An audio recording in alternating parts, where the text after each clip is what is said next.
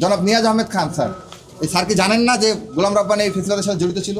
অবশ্যই তিনি জানেন, এবং তাকে আমরা দেখেছি যে টিএসসিতে একটা প্রোগ্রামে তিনি এবং এই গোলাম রব্বানীর পাশাপাশি দাঁড়িয়ে প্রোগ্রাম করতেছেন।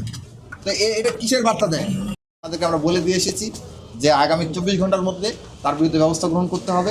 যদি ব্যবস্থা গ্রহণ করতে ব্যর্থ হয়, সেক্ষেত্রে আমরা আমাদের পরবর্তীতে আমাদের যেটা করতে সেটা আমরা করতে পারবো।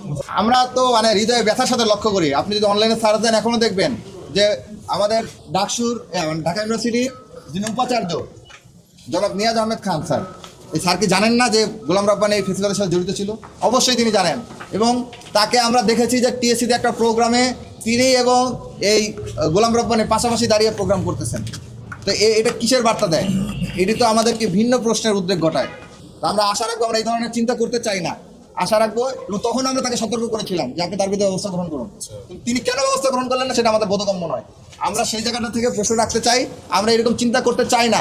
আমরা আশা রাখবো তিনি আমাদের সেটা চিন্তা করতে বাধ্য করাবেন। যদি কোনো অপ্রীতিকর ঘটনা ঘটে, এর দায়িত্ব সম্পূর্ণভাবে বিশ্ববিদ্যালয় প্রশাসনকে বহন করতে হবে।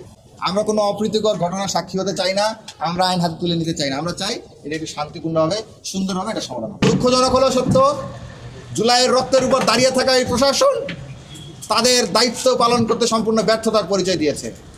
তাদের এই আচরণ এবং ফ্যাসিবাদকে পুনর্বাসন করা, তাদের হাত থেকে যে একের পর এক ঘটনা ঘটছে, এগুলো জুলাই শহীদের রক্তের সাথে সুস্পষ্ট প্রতারণা ছাড়া আর কিছুই নয়।